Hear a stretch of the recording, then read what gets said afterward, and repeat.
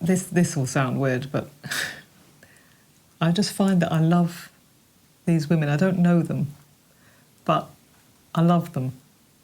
And because they haven't been loved by the people that should have loved them, should have cared for them, should have protected them, I feel that I want to take the place of whoever should have done that. So it's a very, very sad thing to deal with.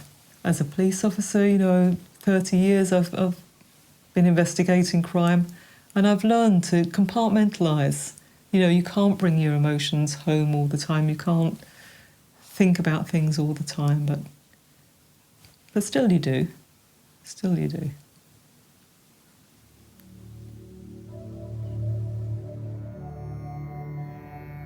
She was a very calm and quiet person. She loved to see people happy. She did not like arguments. She didn't want people raising their voice. She hated it. She just wanted a happy life. She wanted, a family. I'm wondering if you want to speak. Who killed Banaz? You're innocent, then who killed Banaz? Who killed Banaz? People following me, or still now they follow me. Anytime, if anything happens to me, it's them. They killed her there just for being in love. I mean, sometimes I am thinking why love should be so hated. If she was in my life would be orange and yellow.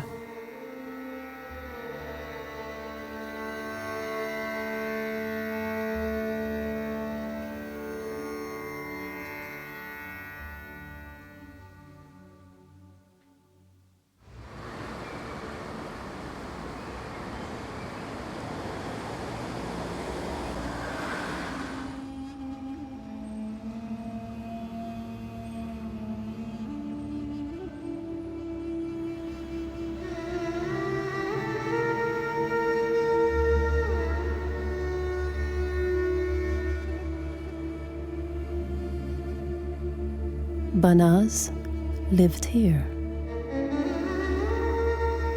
A young Kurdish woman in London is the victim of a so-called honour killing. Coming up, the crime her family says she committed that led to... Banaz disappeared in 2006. Banaz was a caring, loving young woman with the whole of her life in front of her. And that life has been brutally cut short by the very people that should have loved her and protected her. Caroline Good led the search for her body and her killers. All that is left is a few fragments of her life. I've never seen a photograph in that house of Banaz. There's not a single photograph of Banaz on display. I guess they don't want to remember her. My take on that was that they simply wanted to erase her from the earth and therefore to be no trace of her. Banaz's family tried to erase her because they thought she'd brought them dishonor.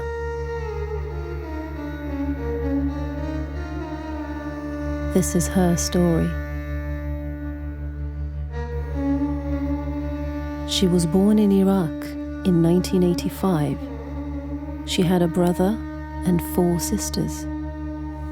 She had a nickname, Naska, means softness, like delicate. Like how a newborn lamb, like soft baby or, delicate flower, That was her nickname, Naska.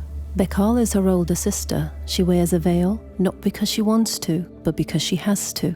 She lives in hiding because she testified against her own family. She agreed to give us an interview to preserve Banaz's memory. She had long eyelashes, hazel eyes, she had apple cheekbones, she had this heart-shaped face. She had the most gorgeous dumpling chin, like she had a little dimple in her chin. She was beautiful. I mean, you could look at her forever.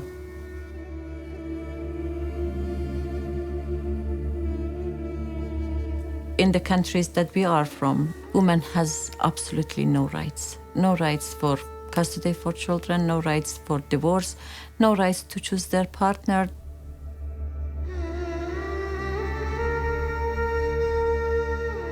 Part of this control is the control of their sexuality. For the sisters, this started early in life. I recall I was about 8. My dad and all the men was all going out of the house. My dad took a different jacket or a coat with him, and I thought, why didn't he take this one? So I see this bottle of alcohol sticking out of it. I took something else out. It was a big bundle of cotton wool and a big blade, just a raw blade. Half an hour later, I hear screaming from my grandma's bedroom, and my sister was dragged to that room. She was stripped, waist down, and they performed that on her. While you're awake, not sedated, no numbness, no nothing, just flesh just cut off you. Me and my cousin, as soon as we saw that, we ran as fast as we could. I did not want to go into that room. Apart from the youngest daughter in the family, all of the other sisters were circumcised. You wouldn't imagine that needing to be done. And then it was my turn. I was fighting. I did not want to be going through that. As she's gone to cut me, she's turned to look where the alcohol bottle is, and she's cut me so badly. It's one of those things that you wouldn't wish on your enemy. Apparently, it's done to keep a woman so you don't feel sexual, and they're trying to basically stop you from feeling that way.